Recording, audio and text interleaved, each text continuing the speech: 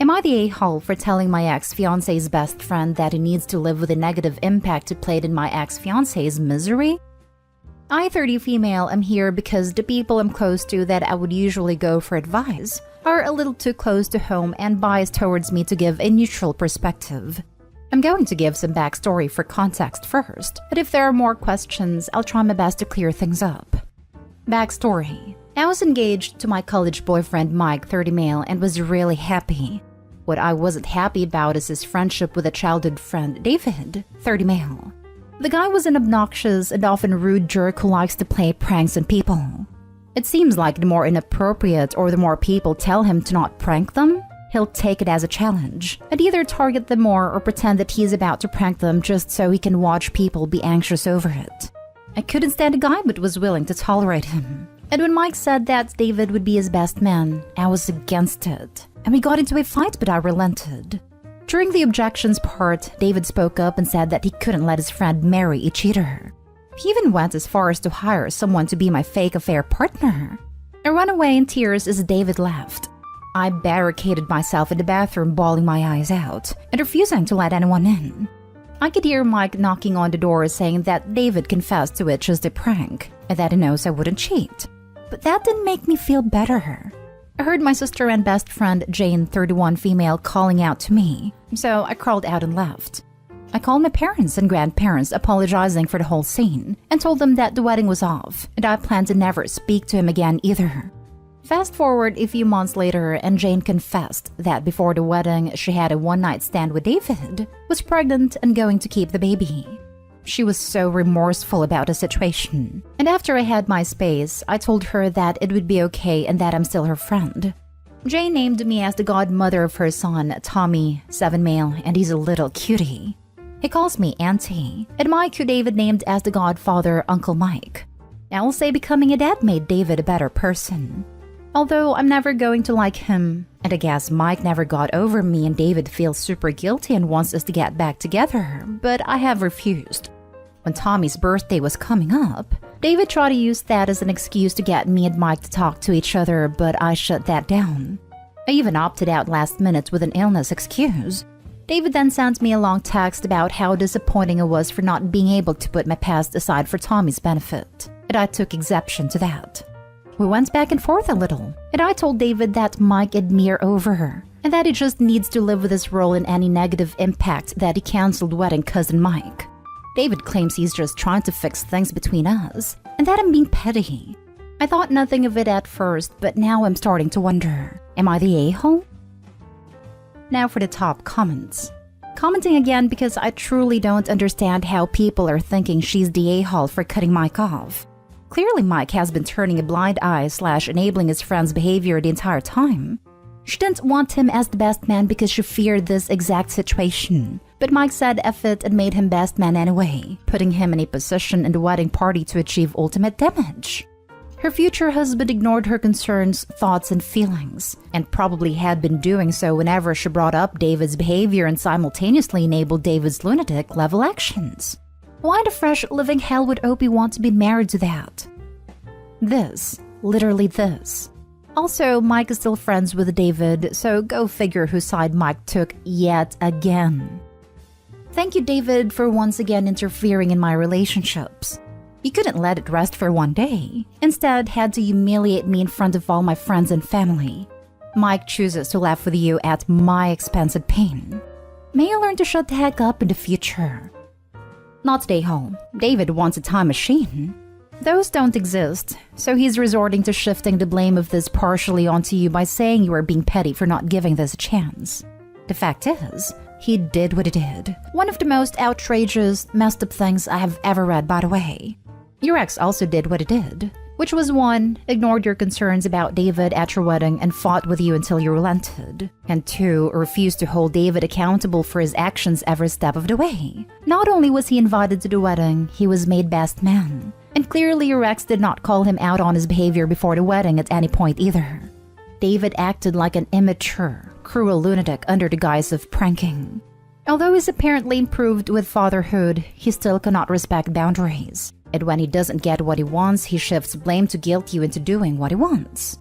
not stay home, and frankly, he is the absolute worst. And your ex is an enabling moron for letting it get this far. Of course, you don't want to be married to that. Not stay home. You should have gone to the birthday and yelled, "He is not the father. Jane cheated." See how funny you found it. Next story. Am I the a-hole for telling my girlfriend's friend who is staying at our place that she can leave? My girlfriend's best friend is staying with us as she is just visiting from out of town. I know she has always resented me a bit for whatever reason. I honestly don't know why, but I've learned to just stay out of her way. When my girlfriend is around, we will talk, but I don't think we've ever even had a conversation when she isn't around us. She's staying for a week and it's been relatively fine. Literally 0 problems the first day. I like to take showers every night after the day is over, which is where the problem began. Our guest washroom is out of service at the moment. The bathtub works, but it's dusty as heck and no one has touched that thing in who knows how long.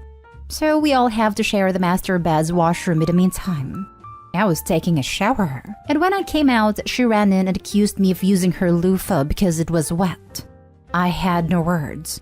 I didn't even realize it was in there until she made a fuss about it. She smelled the freaking loofah and then smelled my body wash and said it smelled the same. I don't even know what to say besides I didn't use it. She said that even then it weirded her out that I was showering while her loofah was in there.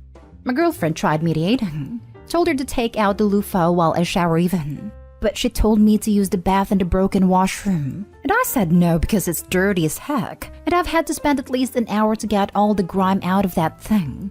My girlfriend and her BFF had a talk in a separate room, and when she came back, she just asked me to hold off on showering for a week. LMFAO. Yeah, right. I told her BFF she can leave if I make her feel so uncomfortable. And she did. She left and packed her things. My girlfriend was mad at me. She said that she was our guest. And yes, maybe she was being a bit too much, but it was valid to be uncomfortable about the loofah situation. She tried calling her friend, and she didn't pick up once. What the heck was I supposed to do in that situation? Yeah, maybe I could have cleaned out the bathtub in the guest washroom, but I don't understand why I have to inconvenience myself that much just to make her friend happy. Am I the a-hole? Not the a-hole. Her friend is insane to literally smell your body and the loofah. WTF?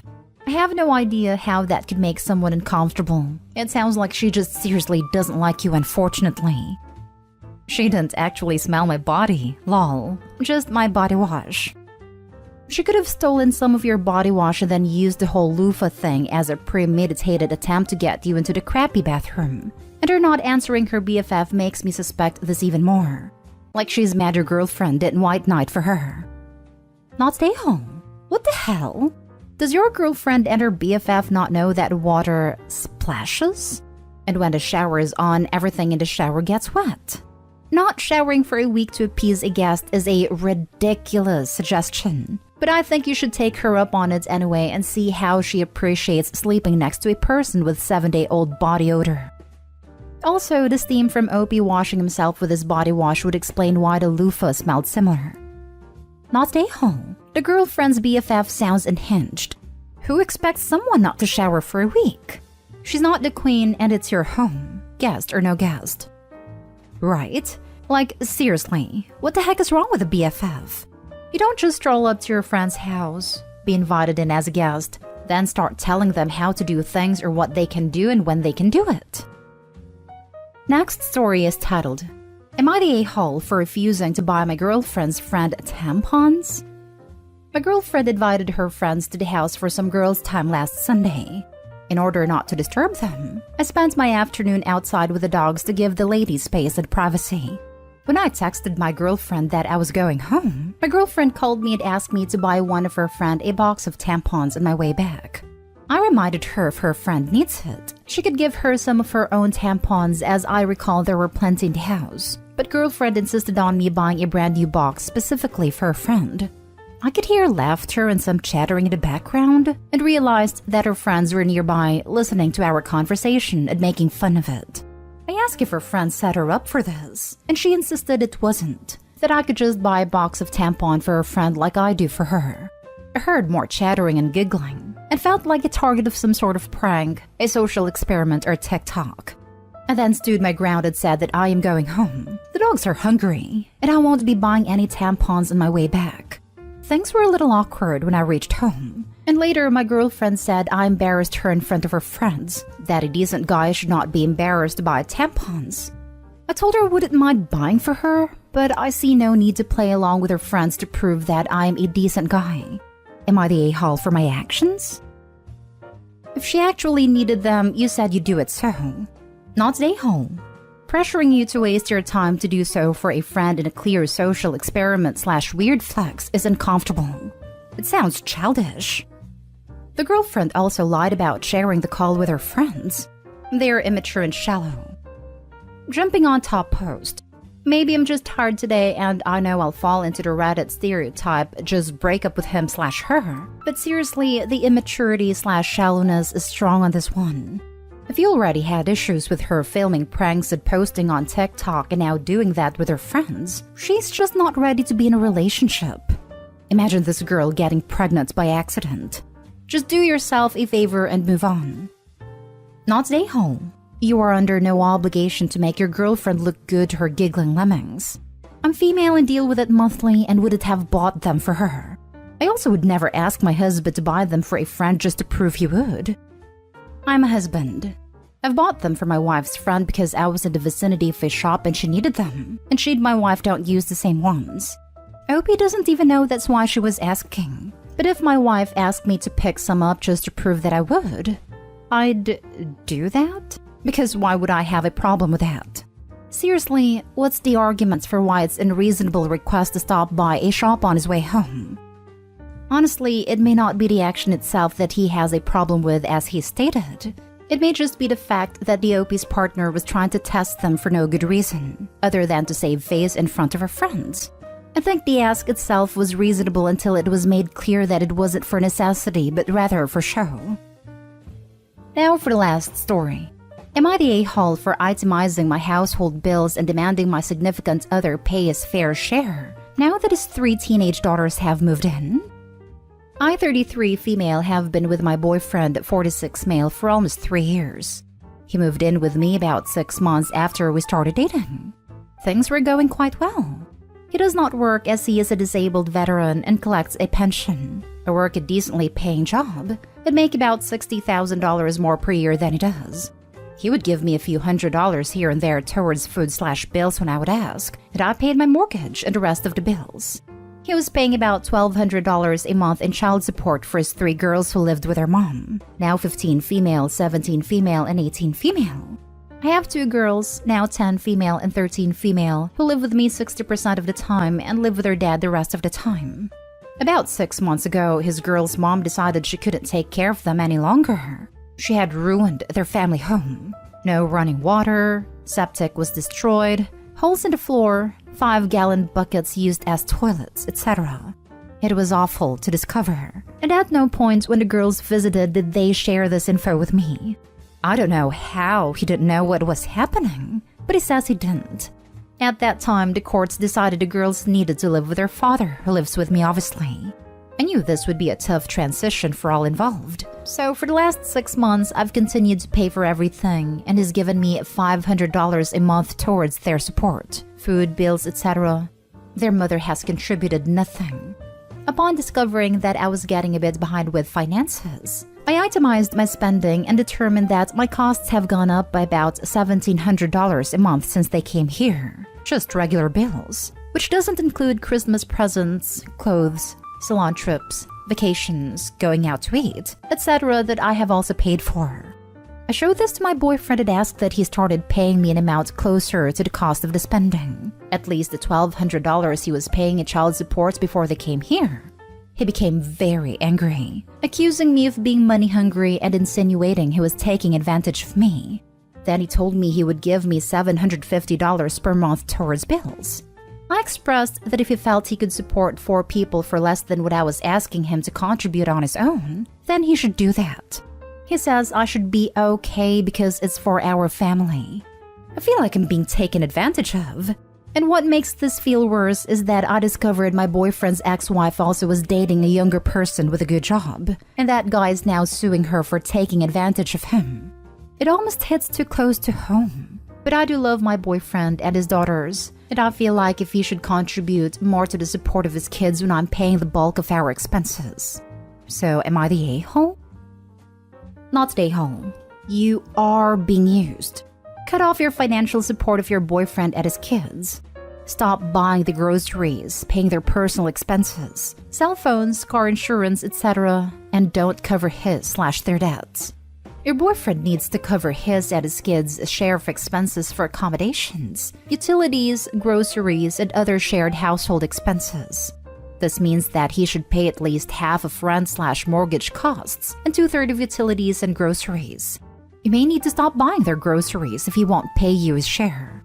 You need to stop paying anything towards his/their luxuries. Don't pay for their spas, vacations, fast food, transportation, etc. If their parents won't pay, the kids can't have those luxuries. If your boyfriend refuses to contribute, seriously reconsider having him live with you at all. Exactly this. And if I were you, I would start the eviction process. I know that sounds harsh, but you are being financially mistreated, and you need to get your abuser out of your home. Not stay home. Also, I feel like Opie needs to look into legal ways to protect herself. They aren't married, so she should be able to just kick them out. Not stay home. He's completely using you. Start by not paying for all the extras. Clothes, salon trips, vacations, eating out. He can't pay those costs. If he refuses, I'd ask him to move out. Don't let yourself be taken advantage of. You've been generous enough. Honestly, those aren't even included in the figures for the bills. I did those things because these girls needed some positivity, and their mother was gone. But the totality of it is weighing on me heavily after having a conversation with him about money. Not the a-hole for asking him to pay his fair share. You will be an a-hole if you do not prioritize your own finances and needs of your own children. Every dollar he mooches from you is a dollar that isn't making your future and your children's lives more secure. Love isn't enough. I'm very much starting to agree. $1,200 child support was insufficient for the mom, hence the living conditions. How much does it make a month? I'm guessing literally every last dime of his check should go to the household. Don't take down your household to support his. Your kids will be sad and you will too after 10 years.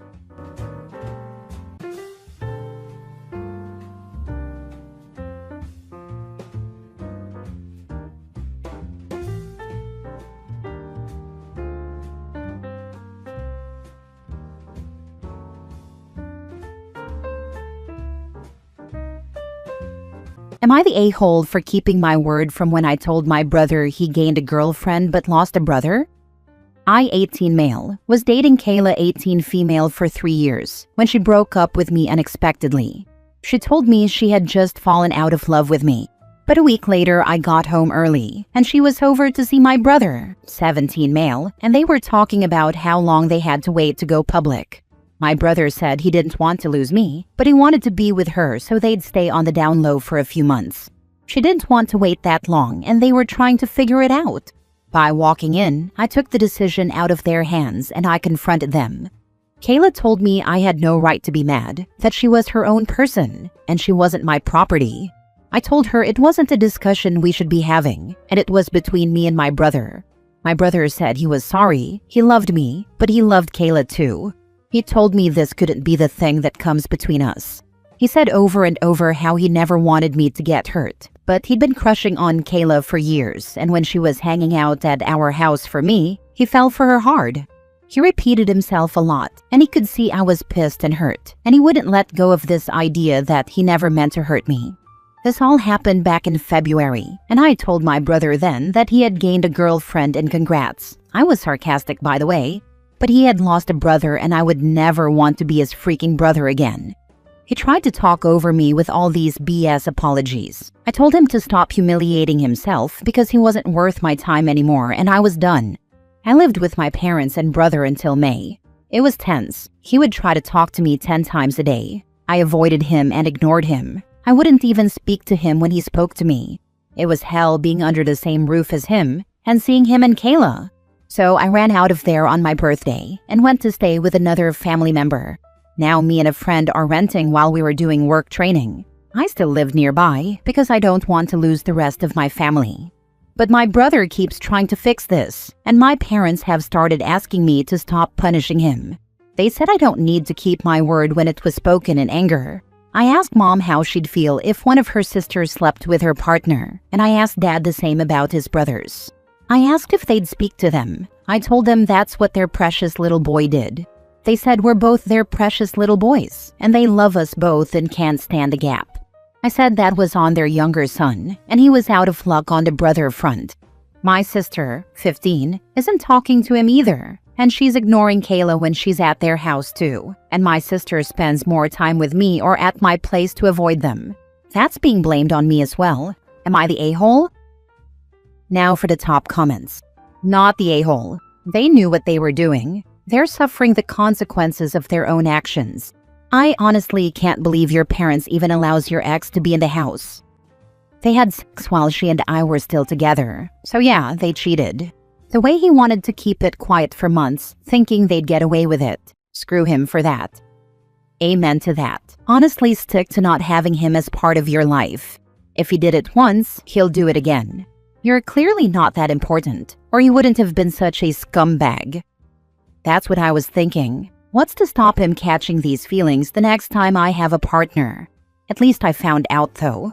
I wouldn't change that because they don't deserve me in their lives. Not the a-hole. He made his choice and he will regret it when Kayla goes off to college and he is finishing high school. Good luck to you. She decided not to go to college to stay near him. Her parents are mad and tried to involve me, but I told them it was no longer anything to do with me. Lol, this just makes it that much worse. He will probably get her pregnant and end up resenting her for him growing up too quick. Onwards and upwards for you, my friend. I know it does. Her family are pissed, but she was already 18 when they found out, so there was nothing they could do to change her mind. Not the a-hole. As for your sister, what's their complaint? They're trying to pressure you into having a relationship you don't want with your brother, while saying it's a bad thing that the relationship between you and your sister is probably closer than ever? That's hypocritical. They don't think my sister should be in the middle of things, but she thinks it's gross for him to do it. And she even said why would she support him when he was a bad brother? It gives him the chance to be a bad brother to her. We have become much closer through this. We always had a good relationship, but it's nice to have one sibling who won't betray me. Next story. Am I the a-hole for refusing to attend my sister's best friend's funeral? My sister, 17 female, was best friends with Lily, also 17 practically their whole lives. But Lily hated me 16 female and she bullied me or was mean to me many times. The worst thing Lily ever did was out me to everyone 2 years ago. She was sleeping over, and I locked my room because I was spending the night at our grandparents', so I wouldn't have to be in the same house as Lily. My sister gave Lily the spare key to my room, and Lily let herself in and found my journal where I had written about being a lesbian. Nobody, and I mean nobody, knew, and Lily was so homophobic about it. She called me gross and used slurs against me. Lily told everyone at school, and word spread to everyone at home too, and my sister let it happen. I was so hurt by my sister's part in it, but I also despised Lily from that point on. I refused to stay in the house during the day if Lily was there. My parents eventually stopped letting Lily come over as much, but they hardly did anything to really help me. They just said they accepted me and that they'd stand up for me if anyone tried to discriminate against me. But I was still hurt that they allowed Lily to stay in their lives, and my sister kept her as a best friend and defended her. 2 weeks ago, Lily and her boyfriend crashed the car they were in, and they died. My sister was obviously heartbroken. I didn't care. I didn't try to comfort my sister or anything. On the day of Lily's funeral, I refused to go. My parents tried to make me, telling me it wasn't for Lily, it was for my sister.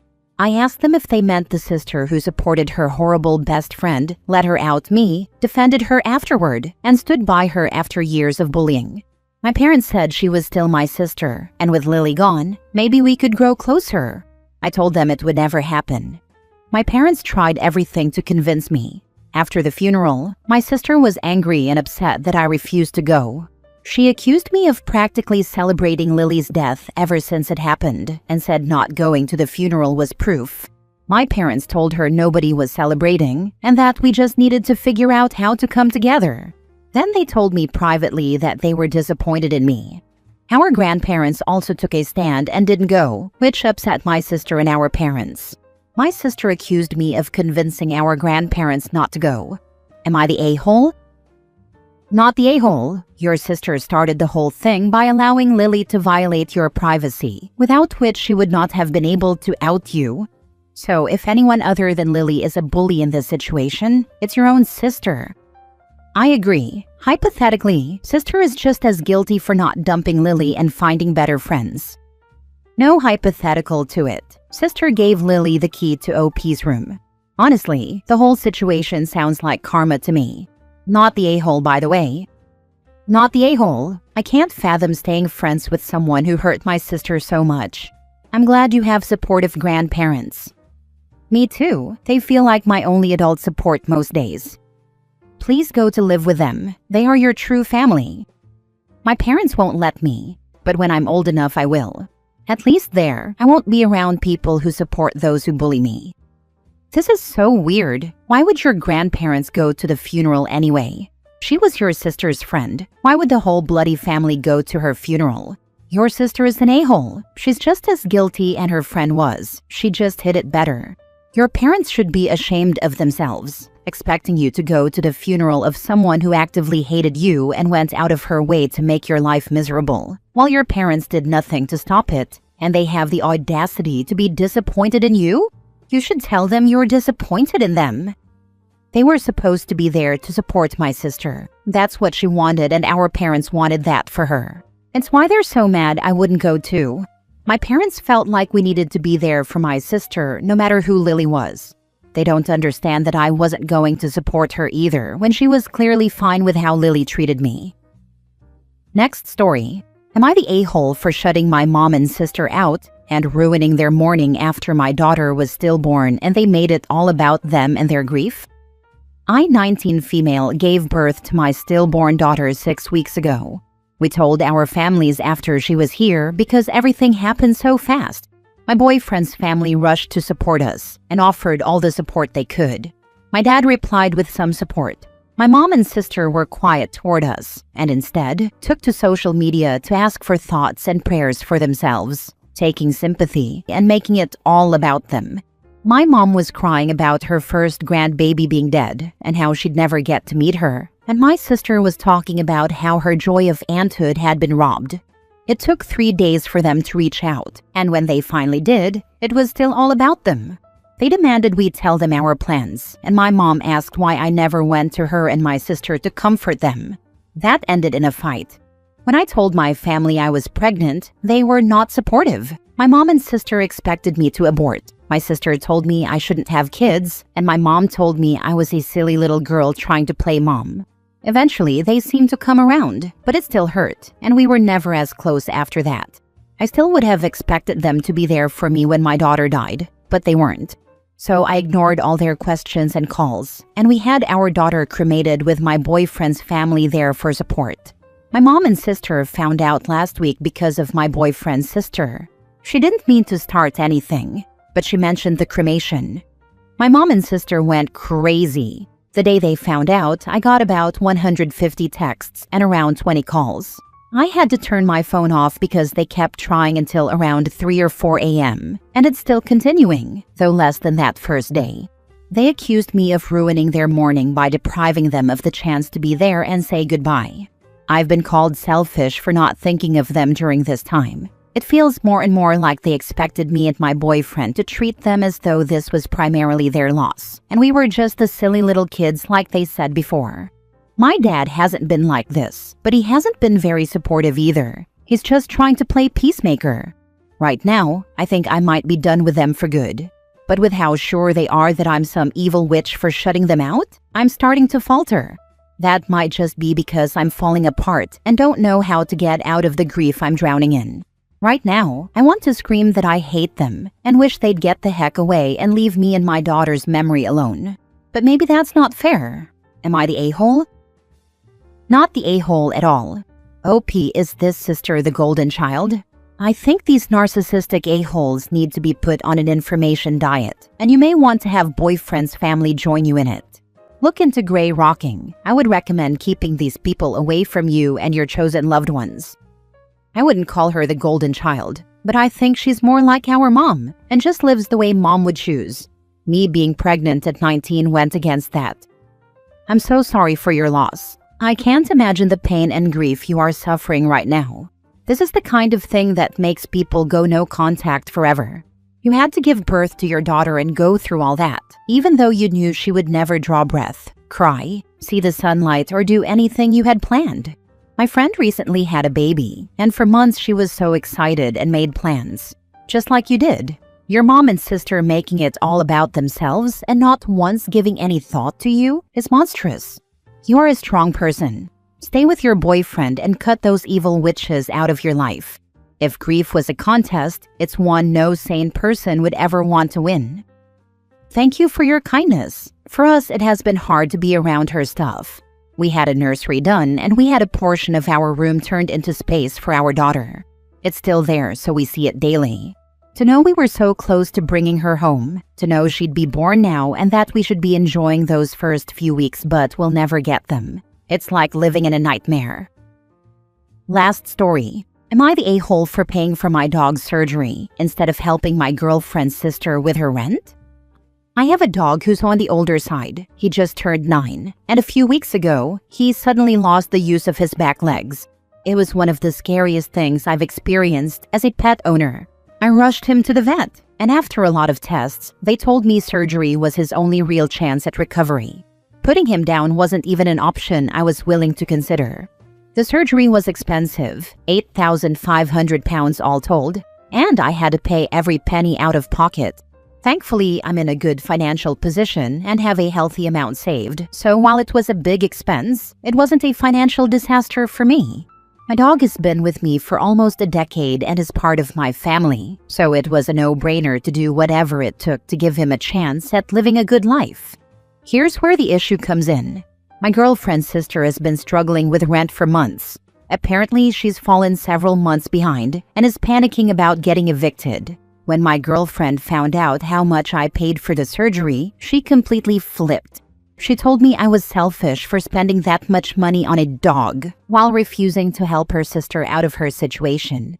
Her exact words were something like, "You'd spend $8,000 on a dog, but won't even help my sister keep a roof over her head?" Since then, she's been cold and distant with me, constantly calling me cheap and selfish. I understand she cares about her sister and wants to help, but I feel like I'm being unfairly pressured into bailing someone out for problems they created. Her sister's situation isn't due to bad luck. It's because her relationship broke down and she's still living in a place she can't afford on her own. On top of that, I own a 4-bedroom house, and my girlfriend has suggested letting her sister move in with us until she gets back on her feet. I refused, partly because I value my space and privacy, and partly because I don't want to be financially or emotionally responsible for someone else's mess. I feel like I've already made a responsible choice by handling my own pet's emergency and using my money for something that matters deeply to me. Am I really an a-hole for refusing to financially support my girlfriend's sister or let her move in with us? Not the a-hole. However, you need to dump your girlfriend, who is determined to make her sister's poor choices your problem. Your girlfriend's sister has people who can help her with her money problems. Your dog has you, not the a-hole. Time to rehome the girlfriend. Seriously end the relationship now, because she's going to expect you to always bail out her family, and she's going to move them into your home behind your back. I wouldn't spend $8,000 on a 9-year-old dog, but I sure wouldn't spend it on a girlfriend's sister. You could only have made a better choice if you ditched the girlfriend too. I'm doing all I can to help him for as long as I can. Money comes and goes, but the dog is never being replaced. As long as it's still got a quality of life, he should have a few more years in him. He's not in chronic pain as far as we're aware.